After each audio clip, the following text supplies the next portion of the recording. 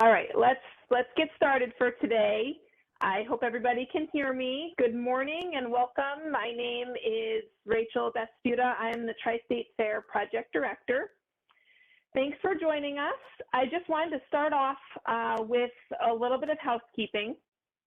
Today's webinar is being recorded and it will be posted for further reference onto our website after the webinar. Just give us a few days for that to happen, and you'll see it up there.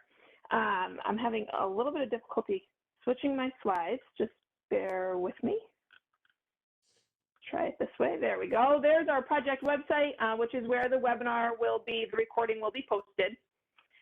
In an effort to decrease any background noise today, if you could please keep yourself muted while the presentations are happening, we'd appreciate that. And certainly we encourage you to unmute yourself when we are in the breakout sessions. We also welcome and encourage you to use your video if you'd like, especially during our breakout sessions. And if you don't already have the chat box pulled up on the right-hand side of your screen, we ask that you do that now. If you hover down kind of where I have my mouse in the bottom right-hand corner, you should see a little icon that says chat. Go ahead and click on that. It should populate and you'll be able to see our conversation. We'll use this to communicate today. We will be posting our pre and post evaluation links for our surveys there, as well as any questions that you have. Feel free to enter in and we can get them answered for you during our webinar. Just a little bit of background about our project. This webinar is part of the Tri-State SARE Professional Development Project, which is a collaborative project among the universities of Connecticut, Massachusetts, and Rhode Island. We are in our second year of our 3-year project, and we're focusing our efforts this year on pasture management and infrastructure for sustainable livestock production. We're offering a webinar series on soil health as it relates to grazing livestock. Today's webinar is the first of 3 in the series, and we'll have several presentations today, as well as opportunities to work on some exercises through breakout rooms. We'll also have an opportunity for some small group discussions. There was a case study that was emailed to you with the link to connect to today's webinar. If you haven't already, it may be a good idea to print that case study out for reference during one of our breakout sessions today. We'll automatically be moving people in and out of the breakout sessions, so you don't have anything to worry about from here. As long as you stay connected, you'll end up where you're supposed to be.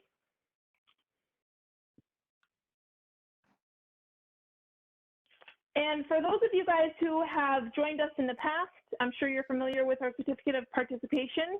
We are offering that again this year. The requirements include attending all 3 of the soil health webinars, today again being the first webinar. And additionally, a participant will have to do at least one of the following: either attend one of our 2022 summer field training workshops, or have a one-on-one follow-up conversation about your participation in our program and what you've learned and what else what additional information you need with our project facilitator, Jean King. Right. And I think at the moment, I'm going to hand it over to Joe Bonelli, who is the Connecticut State SARE coordinator. He's also the PI on the Tri-State SARE project. He is going to discuss some of the grant opportunities that are available through Northeast SARE. Joe? Good morning, everyone, and welcome to the program today. Again, my name is Joe Bonelli, and I'm like Rachel was saying, the Tri-State SARE coordinator, so welcome. The sheet you see in front of you is an outline of all the various SARE, Northeast SARE grant programs that are available. I'd like to draw your attention to 2 of the categories right now, the farmer grants and also the partnership grant programs. The farmer grant programs are available to farmers to test an idea on production or marketing, etc. And those grants are up to $30,000. They recently raised that from $15,000 to $30,000. And those applications are due scheduled now for late fall, late this fall. The other category are partnership grants. Those are also available for funding of up to $30,000.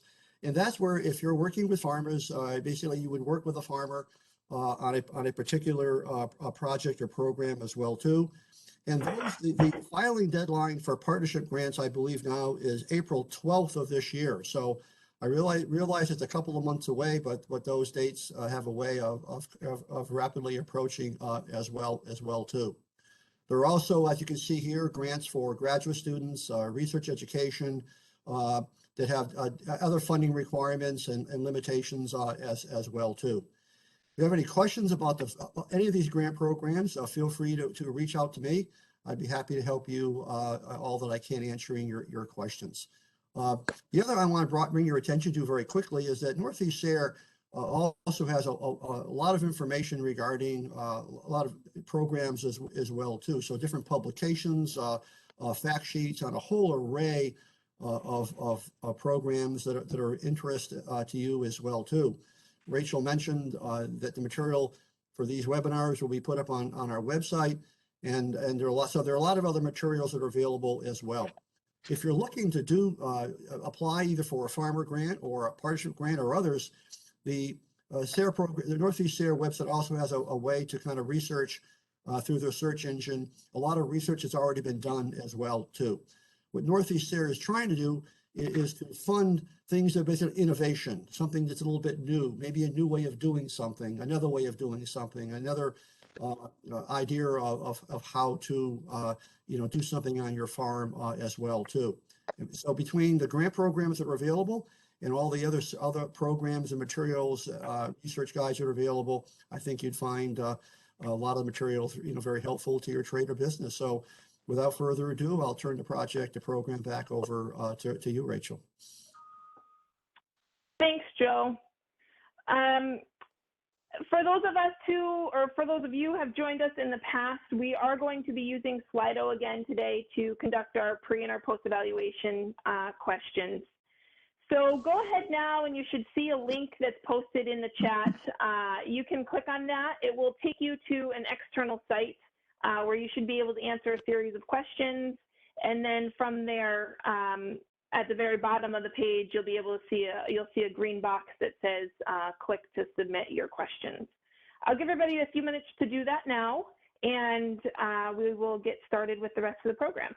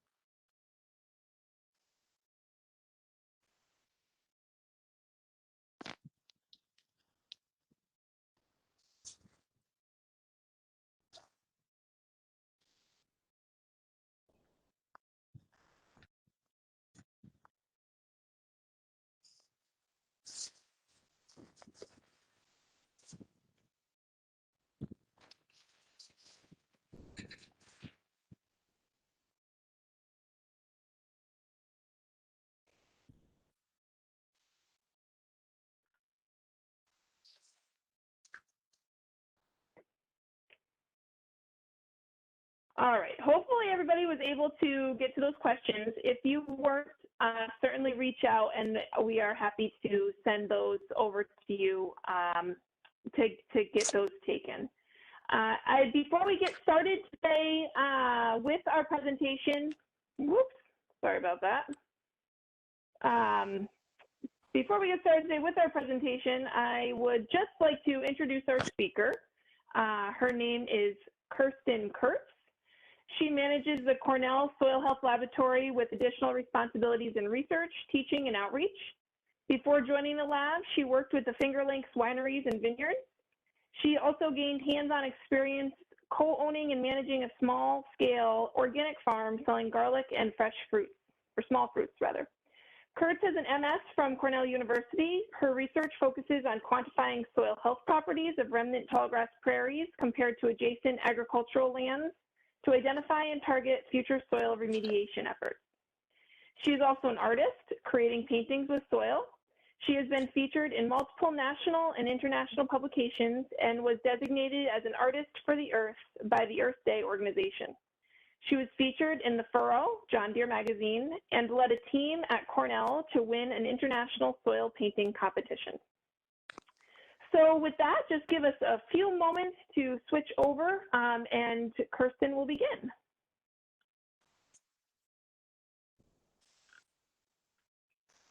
Thank you, Rachel.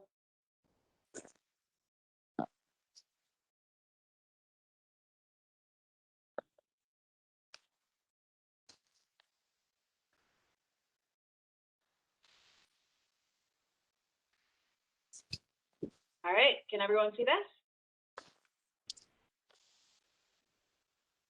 Yes.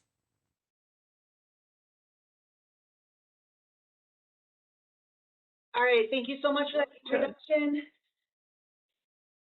Ready to go? All right, my name is Kirsten Kurtz. I am honored to be here. I'm a big fan of NOFA. I'm a big fan of organic agriculture. I was actually raised on a 200-acre organic farm in Western New York.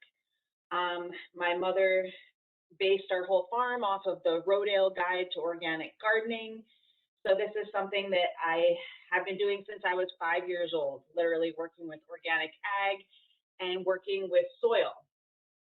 So I am the manager of the Cornell Soil Health Lab. That is the leading soil health lab in the world. It's located on the Cornell University campus here in Ithaca, New York. I have a Master of Science from Natural Resources and, sorry, just one second. Myself on time, there we go. All right, from Natural Resources and the Environment here at Cornell University. And my undergrad is in fine art, which is pretty unusual, obviously. So I've included a few of my soil paintings throughout this presentation, although I won't be talking about my art very much today, but this is one of them. This is Three Sisters in Soil. This is the one that won the International Soil Painting Contest that was held by the United Nations Food and Agriculture Organization. They actually based the contest off of these events that I've held now for many years. And this painting is about corn, beans, and squash being planted together, right? The Three Sisters as a concept. Many of my soil paintings have sort of references towards agriculture or towards the earth in various ways. So I just wanted to kind of include this. So you have an idea of sort of what a diverse person I am. I have a lot to bring. All right, so I want to start by talking about why I love soil and why I've dedicated my life towards studying soil and working with soil. And it's because it's incredibly important. Soil is actually a natural resource. I feel that soil belongs to us all, like clean air and clean water. And it's the basis for our food. So I'm often asked if hydroponics or things along those lines could replace soil. They really can't. 95% of the world's food comes from soil. According to the United Nations, we have potentially 60 harvests left. All right, this is going to be my only really depressing slide, but it's really important, I think, for everyone to understand that we are losing our planet's soil through unsustainable management. We've lost a third of the world's soils, and along with that, 50 to 70% of the soil carbon stock. So we know that there's more carbon in soil than in the atmosphere and plant life combined. The only other larger sink sink of carbon is in the ocean.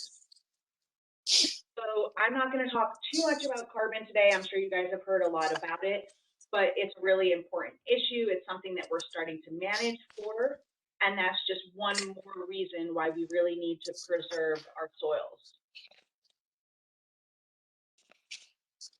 All right, so I think that a lot of us, when we think about soil, we sort of think of this image I've shared here of this tractor turning over soil, plowing. Interestingly enough, plowing is pretty hard on soil. I know that it's essential for a lot of organic agriculture, but hopefully we're kind of doing that as minimally as possible. But part of the reason that plowing is so hard on soil is because it causes a lot of compaction. And another part of the problem is that the average organism only moves like 6 inches, up to 6 inches in their entire lifetime, right? Like soil organisms really like to live where they are.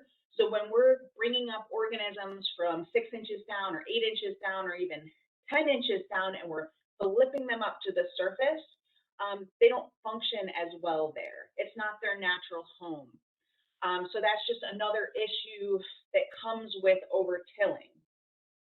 So, but when I think about soil, I'm really thinking about what is under the surface. Quite literally, it is the skin of the earth, and it's made up of layers under the system. So I've included, or under the surface rather, a picture here of what we kind of see in a typical soil profile underground, and this is under a grassland, and you can see that organic matter layer is more heavy there towards the surface. So I'm going to kind of do like crash course in soil science, go through some of like the most, in my opinion, important things to understand about soil science before I move into talking about somewhat more complex ideas around soil health. Okay, so this is a soil profile that you see here, this drawing on the screen. And this is sort of like an idealized soil profile. All soil profiles basically are different. There's, thousands of different soil types in this country alone. But often they start with an O horizon at the top. And that's your organic matter. That's how I always remember it. O, organic, your organic layer. And that's kind of where that organic matter is coming in and breaking down from your plants and from compost, things along those lines. They are deposited on the surface. And then we move down into the A horizon, and that's typically a mixture of organic matter from the O horizon, as well as some of the lower parent materials from lower in the soil profile. So the B is considered the subsoil, and that's kind of when you start to get into that soil that like just doesn't look as good. It's not quite as fertile looking. A is more like topsoil, what we think of when we think about kind of soil in our garden. And then B is that kind of starting to look a little bit more rugged, if you will. And then C is the rock or the parent material. So parent material in soil science is basically like what that soil was formed out of. So in this big picture I have here, this is in the grasslands in the Midwest, and this is loess soil. So loess is wind-formed, very small aggregates, and it's very deep. You can see that there's basically no stone there, that this soil all got blown. This is under the grasslands, and in this case, loess is the parent material. So it could be stone, it could be glacial till. As it is where I live, a lot of the soil came down from the glaciers, pushed it down into our system, etc. It can be many things, shale, etc. All right, so one of the interesting things to me about soil is that soil is not solid.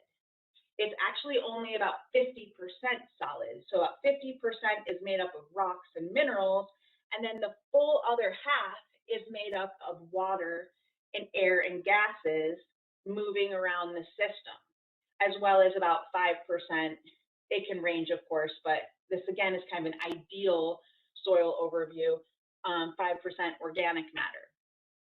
And a lot of the life of the soil happens in the aggregates and around the aggregates, around that solid space in the system. So this picture you see here on the screen, this hand is holding soil that's made up of really nice aggregates, those little chunks of soil. Those little chunks are held together by root exudates and worm exudates, which is just literally the slime that comes off of roots and worms, helps to hold that together, as well as the microbial activity helps to hold these aggregates together. And in those aggregates and around the aggregates, that's where that life is, right? So I hope you can see kind of in this image that I have here on the screen, you know, we can see that we have like microbes and etc. fungi moving around the system. And that's really important that it has that space to function well. So we know that soil is alive. There are more organisms in a teaspoon of soil than there are people on the planet, right? So it's an incredibly active system. We are just scratching the surface as far as our knowledge about what these different microbes and bacteria do for us, for the soil, for plants. It's like definitely the new cutting edge, another new cutting edge part of soil science. And these microbes, bacteria, and fungi have a lot of really important ecosystem services for us. So for instance, they're an incredibly important part of what helps to decompose soil organic matter. They help to increase nutrient availability and storage. Having a healthy microbial community actually helps to protect plants against pathogens. And it increases that aggregation and that pore space. So again, I'm going to talk a lot about aggregation today. Aggregation is really important. Those aggregates, those crumbs of soil, and that space around them. Incredibly important for that functioning. And I also just want to mention that the soil is not just made up, like the community of the soil food web is not just made up of microbes and organisms and things along those lines. It's also larger things that we can see with the naked eye, like rabbits living in the ground, earthworms, mushrooms. All of these things are really, really important. The hyphae coming off of roots, you know, and that all makes up that life living system of the soil. All right, so now I'm going to move into soil organic matter. This is a super big deal, of course. And when we talk about soil organic matter, it is not all created equally. We like to say the living, the dead, and the very dead. So the living would be your plant residue and your microbial biomass. So like literally the bodies of those organisms I'm talking about and the plants themselves. The dead would be sort of like an active organic matter, so maybe more like compost. And then the very dead, we're talking about like humus, biochar, things along those lines. And the main function of soil organic matter is nutrient storage and improving soil structure and decreasing erosion. That's the key part. And then you can kind of see with this little table I have included that, you know, if organic matter is 1 to 6% of total soil mass, you can see how those different types make up the percentage of soil organic matter here. All right, so I was asked to kind of address soil health versus soil quality. These terms are actually used interchangeably by many people that I know, but they do mean slightly different things.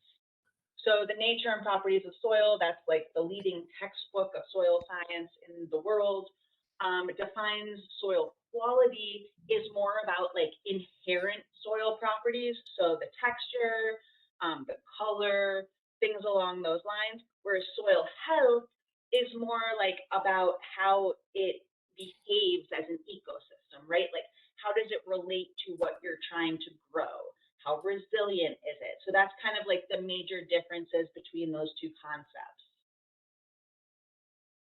And when we're talking about soil health, what we're talking about is looking at the biological aspects of soil, the physical aspects of soil, and the chemical aspects of soil together. So they all have an equal weight. And it's about how well it functions again. And that's really what we're talking about here and what I'm going to talk about today. So in our lab, we look at a suite of these different indicators. And I'm going to briefly go over what they are. The biological indicators, I think about that as the life of the soil, that teaspoon of soil concept. And in our lab, we look at protein, organic matter, respiration, active carbon, and total carbon, total nitrogen. So soil organic matter, I talked about that earlier in this talk. And basically, we're looking at that living, the dying, and the dead together. We burn it off, loss on ignition. This is the standard way to measure soil organic matter. We do it basically exactly the same way as every lab. And it's very important. It's an extremely important measurement. But we also look at soil protein. So this is called also the ACE protein test. We developed it in our lab, and now it's done by many labs around the world. So the way I always think about soil protein is it's the bioavailable nitrogen. So it's the nitrogen that's available in your organic matter that can be easily taken up by the microbial community and released for plant uptake. And it's mostly derived from plant residues in soil. And it's a very important measurement. It's something that kind of seems hard to understand, I think, or it did for me at first anyway. But then once I started to think about it as being that organically bound N, it really made a lot of sense because it's a strong indicator of overall soil health. We also look at soil respiration. So soil respiration is basically an indicator of the activity of your microbial community. So this doesn't get at like, this is how many microbes you have in your soil. This tells you like how active are the microbes in your soil.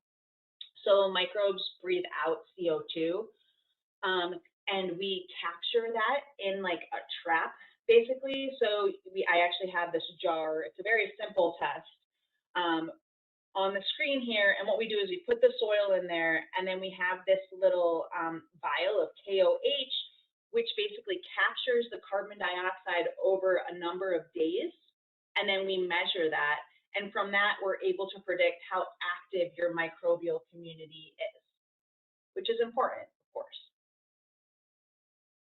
We also look at active carbon. So active carbon, talking about carbon again, of course, but we're coming into parts of that organic matter again.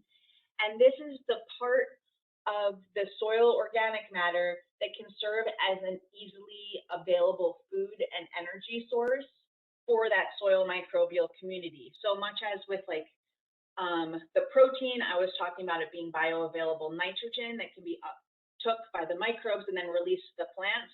This is the same thing, except for it's for carbon. They can take this carbon up easily and then release it to the plants. All right, and then we also look at total carbon and total nitrogen. So this will give you your carbon to nitrogen ratio, which is very important. But it also gets at like big picture, right? So like I talked about kind of a couple different ways to look at carbon. This is telling you all of that together and giving you one number for that, quantifying that. In the same way, we're doing that with nitrogen. So in addition to saying the organically bound nitrogen, we're also measuring and quantifying the available NH4, et cetera, right? So the total nitrogen. And this is a standard thing that people have been thinking about and looking at for a long time, total carbon, total nitrogen. But we recently added it to our packages. All right, so we also look at a suite of physical indicators. And when I'm thinking about physical indicators of soil health, I'm talking about the structure of the soil. And the first of those is aggregate stability. So this comes back to the aggregates that I kind of started with today, talking about these crumbs of soil. And we measure aggregate stability in our lab. And we do that using a rain simulator to basically see how well these aggregates will hold together. This slide that I have here is from my MS research, which I'm going to talk about a little bit in my second talk today. But basically, my MS research was looking at ag lands with corn soy rotation, conventional ag, against remnant prairies, which are prairies that have never been cultivated or tilled by modern agriculture anyway. And this soil in the middle here, this is from the ag. And then the soil on the right, this is from the remnant prairies. And the only difference between these soils is the management. And you can see in the ag soils, and this ag was not like managed sustainably, right? There was no cover crops, there was no rotations. This was like used really hard, as people might say. And it basically collapsed all of those aggregates, right? And you can see there is no pore space. You know, there probably is some very small pores, obviously, but there's no large pore space. There's no nicely formed aggregates, you know, and this is what happens when you work your soil too hard, basically. And that's why aggregate stability is a really good indicator, because it shows us, you know, like how hard it's been worked, basically. All of our measurements are highly influenced by management. So we also look at soil texture. So soil texture is basically based off of your percentage of sand, silt, and clay, and the textural triangle. So if you haven't seen a textural triangle before, I included one on the screen here at the top. And the way this works is that basically you take your percentage of clay. So let's say you have 50% clay, and then you take your percentage of silt, and let's say you have 20% silt. So I'm kind of like bringing these lines in. I can kind of use my little mouse here. And then we have, you know, the 30, all right, so what did I say? 50% clay, let's say 50% clay, 10%, or yeah, sorry, 10% clay, 50% sand. Anyway, and then you meet basically in the middle, and you might end up with like a clay loam, a sandy clay loam, etc. And really what's important about texture to know is that it's an inherent soil quality. So it's not something that you can really easily change, unfortunately. You know, if you have really clayey soil, as I'm sure some of you probably have experience with, you know, you can add in organic matter, you can do things to try to improve that, but you're never really going to change it from being a clay soil. And texture is probably the most important soil quality, in my opinion, because it influences so many other soil properties. So I included this graph here just to kind of show you guys, like if you have a sand, you're going to have good aeration, you're going to have good water infiltration, but you're going to have poor water holding capacity or nutrient holding capacity. Whereas if you have a clay, you're going to have the complete opposite. So texture is very important. And as you'll see in my second talk today, it influences all of the rest of our results. We also look at available water capacity. So available water capacity is basically looking at the total potential of your soil to hold water. So we look at two different points.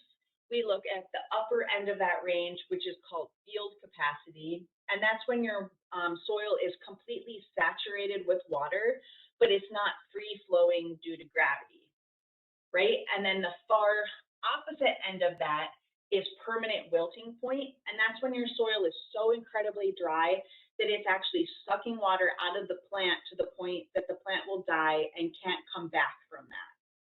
And those 2 points tell us the capacity of your soil to hold water. We also look at surface and subsurface hardness. And this is basically looking at compaction under the surface of your soil. So we know that over 300 PSI, pounds per square inch, is root growth limiting. So we're interested in identifying if you have compaction that might hamper your roots from growing properly. And to do this, we use a penetrometer. That's what these two gentlemen in the picture are using here. And we actually send these out all over the country. We'll mail it to you for free, and you can borrow it for a couple weeks, and then we just ask that you pay to ship it back to us. And this is the only analysis, if you will, that's done by the farmer or the consultant themselves. So you would go out while you're sampling and actually take the penetrometer measurements and then send those results into us, and we would interpret them for you. We also look at the chemical indicators, and this is like what you might be more familiar with like a standard soil test. And that's just pH, major nutrients, minor nutrients. And I did want to include just like, I'm not going to talk about this very much because I assume you guys are all pretty familiar with this, but I did want to include one slide that just sort of talks about the importance of pH and nutrient availability in case you haven't seen this chart. So pH is another soil property that's really inherent and hard to change. You can change it on a yearly basis, but it's hard to change permanently, probably impossible to change permanently in most cases. Anyway, but basically the reason that we typically are looking for like 6.5 to 7 pH for many crops is because that's where you have the most availability of these nutrients. And when you start to get really low pH or really high pH, you might have not enough nutrients available or too many nutrients available, depending on what the situation is. And of course, we know there's tricks to lower and raise pH, and that there's crops that like a lower or higher pH. Okay, so in general, just really kind of like little overview about the difference between soil health testing and soil nutrient testing is that basically soil health is going to give you a much larger suite of information because we're looking at those biological and physical aspects in addition to the chemical aspects. Typically, a standard soil test would just have the pH, major, minor nutrients, and organic matter. I will say though that like nutrient testing, you should be doing that probably every year because you're interested in knowing, do I need to add nitrogen to my field? Do I need to be building, adjust my pH, things along those lines. Whereas soil health testing, we really recommend that you do that every 3 to 5 years. Unless you're doing research, lots of researchers do it yearly. So I just wanted to kind of like put that out there about what the differences are between these two measurements. And then with that, thank you. Here is our website for our lab. And then also another one of my soil paintings and my soil painting website in case anyone's interested in that. And my Instagram if anybody wants to follow what I share there. And with that, I can take some questions. And thank you. Thank you, Kirsten. I did mention in the chat while you were speaking for anybody to post their questions. We haven't had any come through, but if anybody has any quick questions, we're happy to take it. Otherwise, we will get everybody into their breakout rooms where there will be further opportunity for discussion and questions at that point as well.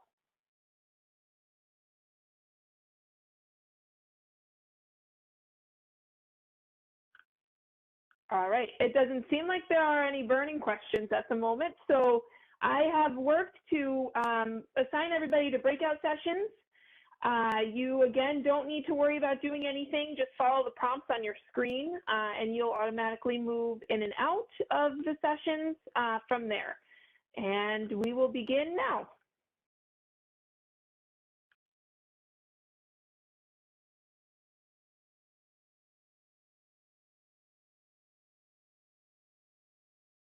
In any case, I'd like to pick back up again on Kirsten's second presentation And then we'll have the opportunity to go back into our breakout rooms again, where you can pick up where you left off here in the first, and then continue on with the rest of our discussion. So in any case, Kirsten, I'll turn it back over to you.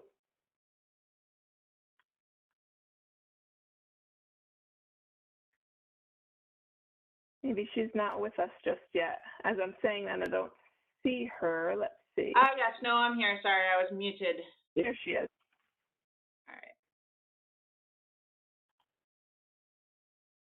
All right. Just a second. All right. Cool. Thank you. I have to stand and talk. I don't know why. I like learn to speak and stand, and I always have to do it like that now. Okay, everyone can hear me? Yeah, okay, good. All set. All right, thank you, Rachel, again.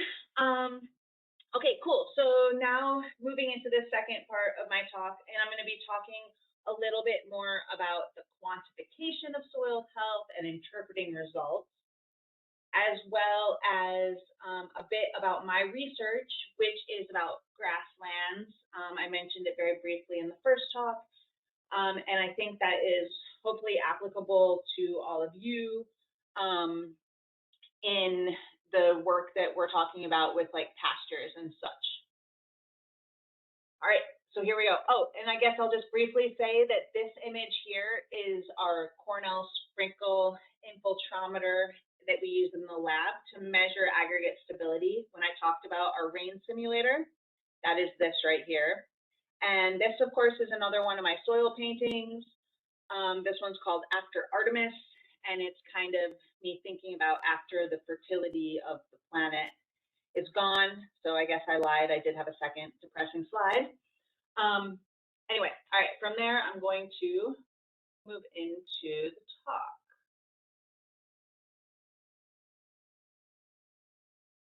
All right, so I want to talk a little bit about my work, and I want to start by kind of giving some background about grasslands. Grasslands are really important. Grassland soils made up a lot of the best soils in the planet are grassland soils.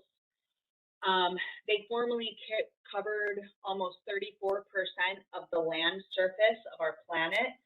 So a huge amount of our planet, and you can see in this map here on your screen that it covered a huge amount of the United States. So most of the global grasslands have been converted to row crops. And these grassland soils are essential for our food security because, as you can kind of see, as this cuts through the Midwest, this is the breadbasket of America. And they're also hotspots of biodiversity, which is incredibly important. These old prairies had just phenomenal diversity in species of plants, as well as animals and birds and the like. And these grasslands are estimated to hold 10 to 30% of our global carbon stock. So that's huge, huge carbon sink. Again, how can we avoid talking about carbon when we're talking about soil? So my work was in the tallgrass prairie. And the tallgrass prairie used to stretch from Canada down almost into Mexico, but well into Texas. And you can see the original extent here in light green. This is a Nature Conservancy map. And in dark green, you can see what remains undisturbed. And those are referred to as remnants. And less than 2% of the original tallgrass prairie remains undisturbed. So this picture that I have on the screen is from one of my research sites. I mentioned briefly how I was looking at active ag land against these remnant prairies. On the left in this picture is that active ag land, and on the right is the prairie. And if you look in the horizon, you can actually see that the prairie is physically higher because so much soil has been eroded in those ag lands. And in my research, I was interested in evaluating the soil health of the remnant prairies. So I was interested in establishing the physical, the chemical, and the biological soil properties in those remnant sites, and then comparing those results to the results from the ag lands. And I was interested in basically quantifying the soil degradation, which did occur there, and what degree that happened, as well as I was really interested in specifically which soil properties showed the most degradation. And part of the purpose of this was so that I could create an ideal target to aim for, right? So if we wanted to improve these ag lands in the American Midwest, we really need to know, like, where are we going? So for instance, I can say, okay, like, this is the potential of my organic matter is this percentage, and that's where we can aim for, right? So I was trying to contribute towards future soil remediation efforts. And this really gets at the concept of comparison sampling or establishing a benchmark. So here you can see again what that soil looks like. On the left, we see the corn soy rotation. On the right, we see the remnant or virgin, if you will, prairie. And through comparing these two areas, we were able to get so much more information than we could get from just taking one sample. And this is like getting to that comparison sampling concept. And this gives you an incredibly huge amount of information. And there's a bunch of ways to approach that. So you can be trying to establish a benchmark, which, let's say the remnant, in my case, the remnant prairie was the benchmark. That's what was there. And then the ag was the managed area that had changed, right? But you can also use it as a comparison sampling technique to understand how your management influenced your soils. So there's a bunch of different applications for this, you know, managed versus unmanaged, but you can also look at drainage. So maybe you have an area that's well drained, an area that is not well drained. You can look at different slopes. You can do it by soil type. So there's a really good website, SoilWeb, also an app. I recommend the app, and you can go out and you can just push a button on your phone for the app, and it'll tell you what the soil type is under your feet. And then you can learn so much about what's going on there without even taking a sample. And that's from the NRCS. It's super great. And then you can get even more information from their website. Anyway, so point being, you can actually look at the different soil types on your farm and sample them differently. You can also look at a problem area versus a high yielding area, and organic versus conventional, etc. There's, you know, you can do kind of whatever you want. And this is kind of all under the umbrella of thinking about soil health, and I approach the research using our lab as a way to get at this information. So I wanted to kind of give you guys a little bit of an overview about what our lab is, who we are, what we do. So the Cornell Soil Health Lab, our test or analysis, if you will, is called the CASH test, or colloquially the Cornell Soil Health Test. And we've been around a long time. I'd like to say actually here that SARE gave us our original funding. So it would not be, it was before my time, but the lab would not exist if it wasn't for kind of that seed money coming from SARE. So that's like really important to acknowledge, and you know, we're incredibly thankful for that. So we opened way back in 2006, and we offered the first commercially available soil health test. At this point, we've tested well over 15,000 samples from around the world. We hold an APHIS permit, which is a permit that allows us to get samples from almost anywhere. And as part of sampling or of analyzing so many soils, we have the largest database of information regarding soil health. And this database is what we use to interpret your results that you might send to our lab and results from around the world as we compare them to the other ones that we've received. Our lab also has other responsibilities in research. We do a lot of internal research, and we work with a lot of researchers in outreach and education. So I teach, I guest lecture at multiple university classes here at Cornell and around the world, and do many talks, and our director does many talks. That's a big part of what we do. And then we also work with like big time researchers, including the NRCS. We've done a ton of projects with the NRCS. We just finished and are publishing results from a big project we did with the Soil Health Institute, the NAPSHM project. And that project was basically looking at different ways to measure soil health in different labs. So they were comparing all of the different types of soil health tests from a bunch of different labs. I think it was like 5 or 6 different labs on long-term research sites. And that was really cool. Pardon me. And it was really great to see. It's great to see that start to come out. They're a great organization. I recommend looking into the work they're doing. Okay, so we have a bunch of resources on our website. This is the URL for our website. I have here on the screen. But I wanted to mention that this is a great place to kind of start if you're looking to learn about soil health. So we have our book, or we call it our manual, the Comprehensive Assessment of Soil Health. You can see here on the screen. We also have fact sheets. So like anything that I kind of talked about like super briefly today are different tests, or I'm going to talk about sampling protocols. You can find a lot more information about that in our book, but then you can find a really simplified version of that information in our fact sheets, which you can see here. And then we also have like videos. For instance, this video that I have a screenshot of is a video of how to take a sample for our lab that's just really easy to understand and kind of somewhat fun.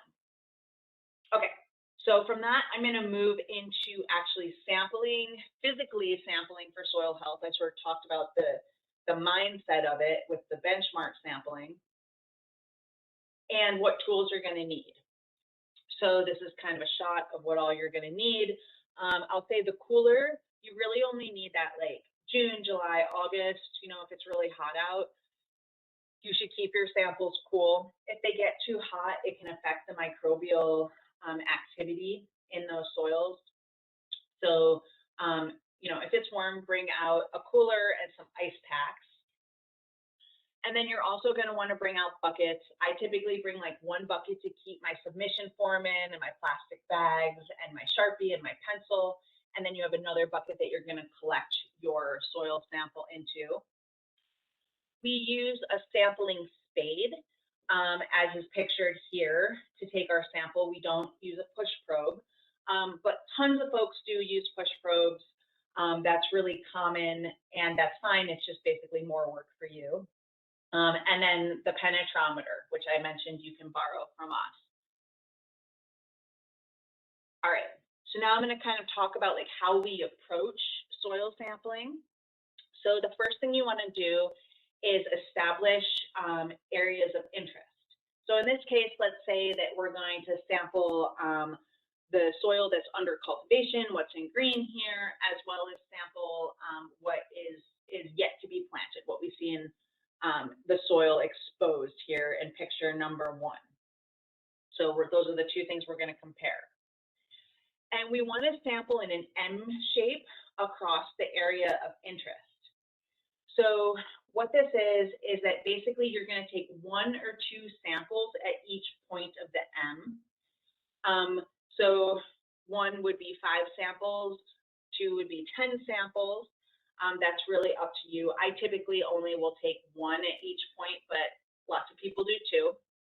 And what you want to do is you want to get a representative sample of that field. So in this picture, in picture number 2, we're showing that we're avoiding a low spot, and that's kind of like a wet spot. But in general, let's say it's a cornfield, you look across your cornfield, you don't want to take samples from where the corn is like really doing super extra well or doing really poorly. You want to look for that average, and that's going to tell you what the average is for that field. And then of course you head out with your equipment as I described on the previous page.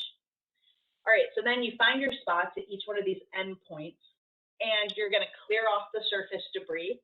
You don't want to send us the debris. I mean, we're going to sieve it out anyway, but that's not what we're testing. We're testing the soil. And then you're going to dig a hole that's about like 10 inches deep, and you're going to try to leave one side of that hole like kind of straight. So you're basically looking to take what we call a slice of bread off the side. So you kind of dig down and you're going for exactly 6 inches. Excuse me. Typically what I do is I measure before I go out and draw a line on my spade with a Sharpie at 6 inches so I don't have to think about it. And you basically take this slice of bread and then you even it out. So you want to make sure it's like even. So I kind of like break off the sides. If I get a little too deep, I take that off also. And you want it to be out like 2 or 3 inches wide, the width of the spade, and then 6 inches deep. Add that to the bucket. Then in the same spot, but in somewhere that you didn't disturb, you take your penetrometer reading. So then you're going to go ahead and repeat that process at each one of the points. And at the end, you're going to mix that soil really well and pull out a subsample, typically 6 cups, to send to our lab. And you're going to want to make sure that you send it with a submission form. You can get this on our website. And you're going to send it with ice packs if it's hot out, double bagged, and with the submission form, ideally in a bag, right? So you can kind of see that picture at the bottom here. So here's a submission form. I know it's a little bit busy. There's a lot of information that goes into this.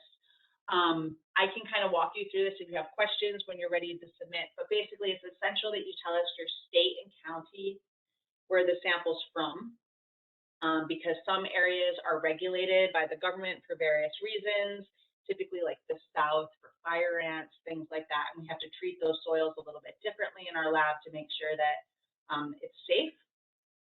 And then we ask, you know, like who's paying for this, where should we send the results, the sample ID, when it was sampled, what package you want. So we have multiple packages. There's a lot of information about this on the website. I'm not going to get into it in too much depth today, but on the back of the website, you can see the different packages. So we have, you know, page 2 here, the basic, which is kind of like the smallest amount of information, and then the standard's more, and then the standard plus is like everything that we provide, basically. And then we also have this special package, the NRCS 216, that's being used by some research projects. And then you can see that we also have add-on tests in section 10 on the front page here, available water capacity, salts, boron, etc. So again, you know, I'm not going to like get into this too much, but just feel free to reach out, send me an email if you're sending a sample to our lab and you have questions about filling out the form. And then on the back here, this is where we record our penetrometer data. All right, so then I want to talk about our report and actually quantifying this information within our lab. Again, here, you know, looking at this concept of this biological, physical, and chemical aspects. And interpreting the cash report. Okay, so this is the front page of a soil health report. It's a 10-page report.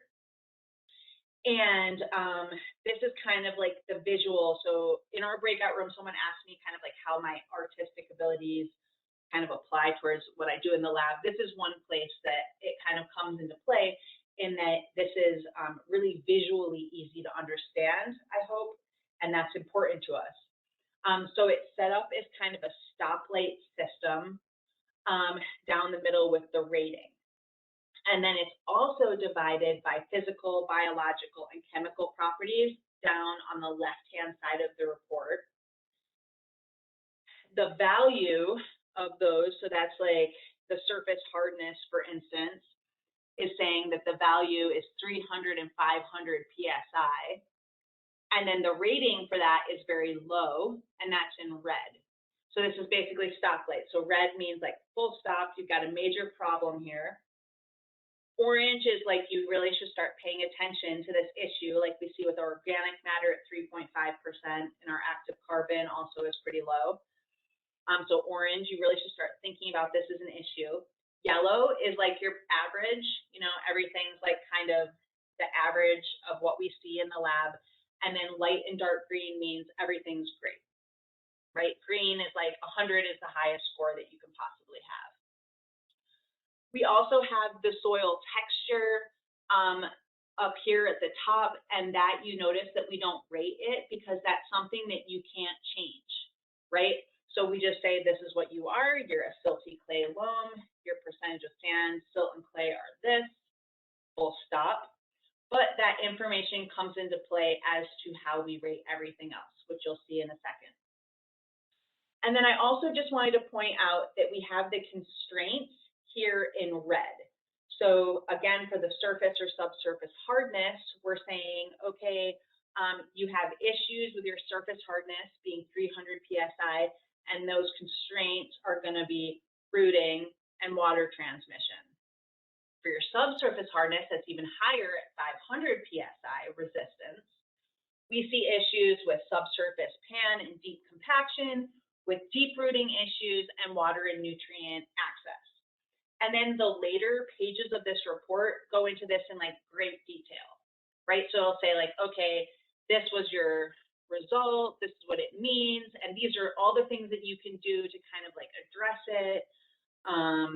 This is how often we see these types of things and things along those lines. And then I mentioned that we interpret everything using textural data, and I just wanted to share one example of how we do that, and this is our scoring curve for organic matter. So in this curve, you can see that it's separated into coarse, medium, and fine. Coarse being sand, medium being a silt, and fine being clay. And you're going to get a different rating for your organic matter depending on the texture of your soil. So I also included a box plot from my MS research where you can see the ag is down here in the 3 to 4% organic matter. And then the prairie was ranging from 4 to over 7% organic matter. And you can see I included the colors on the left, so kind of like where that falls in according to its texture, which out there was silty clay loam or silt loam and things along those lines. And then I wanted to show you this, bringing it all back to this comparison sampling concept, what two reports looks like from my research. So on the left, this is the Corny Prairie, one of these remnant prairies. And on the right is this hurling soy. I will mention this is a really high yielding farm. This guy was like definitely making a bunch of money, and we see a bunch of red here, but that has to do with basically the function, like how good that soil could be. It really was just like showing a lot of degradation. So even though he was still getting really high yields, there was a lot of problems going on under the surface. This just has to do with the fact that like that grassland soil in the American Midwest is like some of the best soil in the world. Anyway, but if you look at the chemical aspects of these two reports at the bottom of these reports, you see that everything basically looks great in both reports, except for that we have low pH in the soil, right? No big deal, we can totally manage for that, no problem. And this is why it's so important to test for and manage for soil health, because if you're just looking at your nutrients, your pH, your organic matter, you're not going to see all of these other issues associated with biological and physical problems in your soils. And this is really gets to why we do what we do. And then I also wanted to show you guys that we have the last 2 pages of our report are short and long-term management. options. So I kind of like told you guys, so this automatically will populate, it'll say like, so in this case, their soil protein was low, and it'll say in the short term, you can add nitrogen-rich organic matter, you can incorporate young green cover crop biomass, you can plant legumes, things along those lines to improve your protein results. And in the long term, you can reduce tillage, you can rotate with a forage or sod crop, etc. And then you can keep your pH at this certain level. And these are is like kind of also provided with our report, which I think is really important, because it's not just saying like, okay, here's your results, now figure it out, or go find a consultant or the NRCS and have them like help figure it out. And they're great at that, but like we're trying to empower people to also understand how to manage their farms themselves, you know what I mean? And then I just wanted to also share these basic concepts. So I know you guys are going to be learning a lot about managing for soil health throughout the rest of these courses, but I wanted to just share one slide because I think it's actually really easy to manage for soil health, and it kind of all comes back to this idea of like feeding the underground herd. And I heard this idea, I heard this from some dairy farmers, right? A long time ago, I was working with dairy farmers and they were talking about this. And it's like, if you think about your soil as your cows underground, right, that we have to like feed and we have to take care of, it just is kind of like a really easy way to, for me, conceptualize maintaining your soil health. So it comes down to just these really basic things: increasing organic matter, bringing in cover crops, increasing diversity, so that means like rotation, that means different kinds of cover crops, controlling your traffic, and that's like definitely tractors, but it's also thinking about like animal traffic and things along those lines. And you really want to avoid traffic on wet soil. It's incredibly important. And you want to reduce your tillage. And if you think about just these 6 things, that's basically what all management for soil health comes down to, in my opinion. All right, so with that, thank you. Another one of my soil paintings after I sealed it. And my email, my Instagram, my various websites. And with that, I can take questions.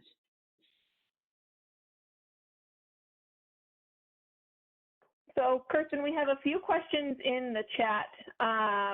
The first one being, sorry, just a second. Let me just get to it. If you're familiar with the Haney Test, I'd be interested in understanding your views on the pros and the cons of it versus the cache. Yeah, the Haney, I'm definitely familiar with the Haney Test. The Haney Test is getting at a lot of the same things that we're getting at, but it's looking at them in different ways. So like their respiration is for, I think it's like 2-day respiration, and ours is a 5-day respiration. So they're like measuring that microbial activity over a shorter length of time than what we're measuring it for. You're going to be able to learn a lot about the differences between our tests with the work that the Soil Health Institute just did, where it's comparing all of these different soil health tests. And that information is just being published, it's just being looked at now. And they're kind of like going out, like I know today I got the email saying that our aggregate stability paper was accepted. So I would say keep an eye out for those papers. And then like in the future, we're all going to be talking about that. And like our lab personally will be changing and adjusting. Like if it turns out that the way that the Haney Test measures respiration, for instance, is superior to the way that we measure respiration, then we'll switch. You know, we're all about like doing like whatever the most,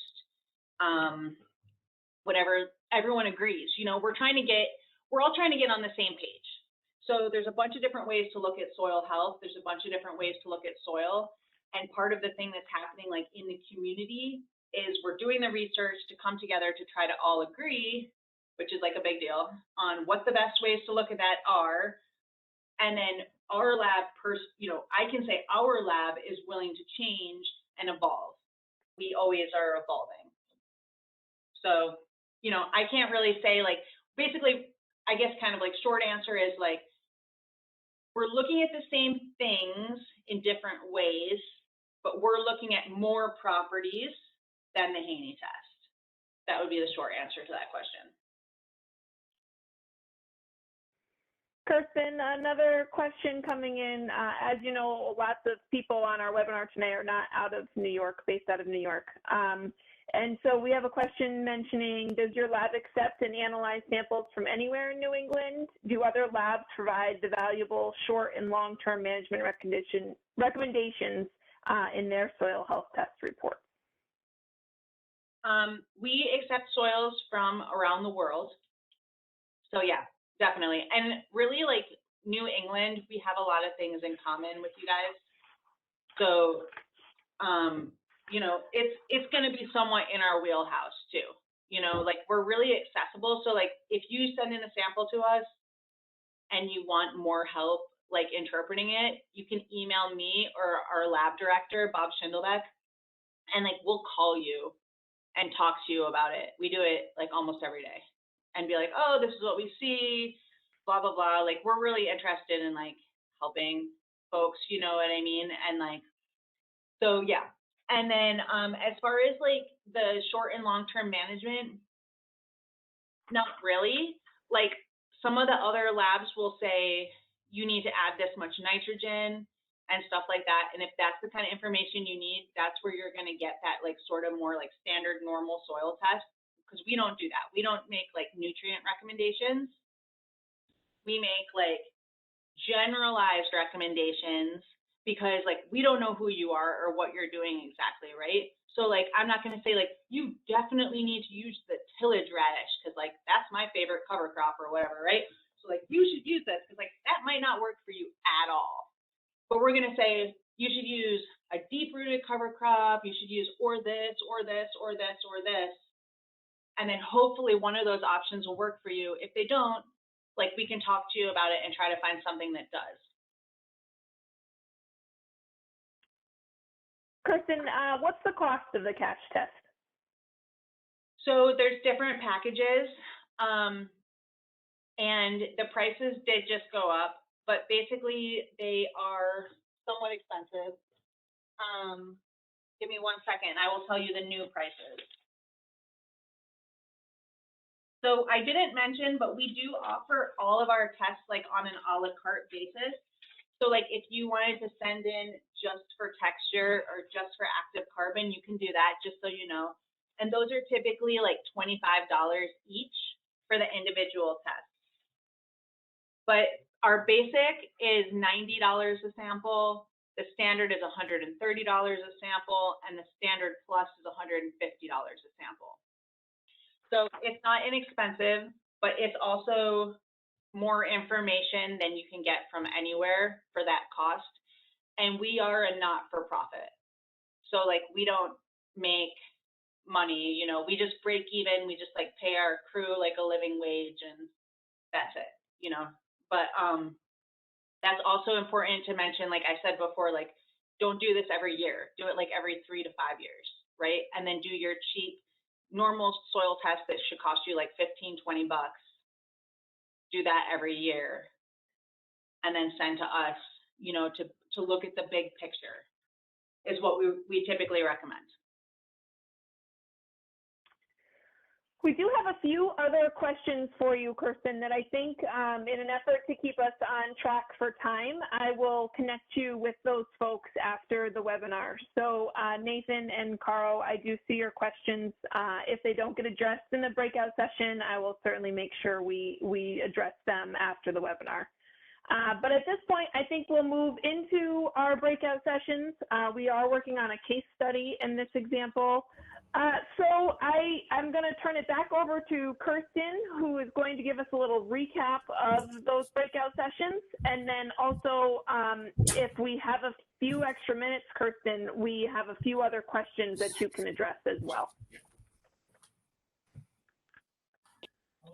All right, thank you, Rachel. So we talked a little bit about our own stuff, but we also talked kind of like wrapping up what we were talking about the first round. But as far as this report here, we were looking at the constraints and how to kind of address them. So some of the obvious constraints are that surface and subsurface hardness. So good solutions for that are the tillage radish to break up that compaction, as well as just like trying to cut back on the tractor being out there, pull back on like the tractor. It's also good to like go down specific, like use the same tracks every time. That's another thing, like not driving on wet soil, things along those lines. The high phosphorus is probably coming from too much manure. So we wanted to maybe like work with the NRCS and have that manure removed to like a composting facility and try to like manage that a little bit better. We also talked about expanding the buffer strip around the pond, which would help get those algae blooms under control. And we had two NRCS folks in our group, so we had some like really good kind of like information about like how they can help with these issues, including expanding the buffer strip and moving the livestock away from the pond, right? Moving that back. And there is funding for that. So that was kind of the main things that we talked about. Oh, we also mentioned the bags of barley you can add to the pond, and that helps to kind of suck out that extra phosphorus. I think that was about all we covered on that. But yeah, if anyone else had things that they talked about, I'm happy to hear it, or I'm also happy to take questions. Kirsten, let's address some of the questions real quick, and then we'll wrap up with looking forward and the post-evaluation questions. Is surface hardness and subsurface hardness measured in your lab or in the field? It's measured in the field using a penetrometer. So that's basically this piece of equipment you push down, and it records the highest level of resistance in pounds per square inch. And that's the piece of equipment that we send out to anyone in the country. You take the measurements yourself. We have directions on our website for how to do that. And then you send the results into us, as well as send the penetrometer back to us. And I just want to say also, please feel free to email me, and I will like answer these questions in detail if I don't have time today. But yeah, go ahead. Is, do your scoring mechanism for soil hardness or mechanisms for soil hardness take into account land use? This participant has struggled to find good guidance on what PSI threshold should trigger mitigation intervention when working with grasslands. Yeah, no, it's not. The ratings are not adjusted by land use, but basically like 300 PSI is the big issue. So it's hard for roots to push through over 300 PSI. But I do want to say that like in the case of my research, it was really dry when I went to Nebraska and took my MS samples. So that's definitely a factor. You should only take your penetrometer reading when your soil is kind of like friable. So it shouldn't be like a drought or really wet. You want it to be kind of like ideal conditions, just to put that out there.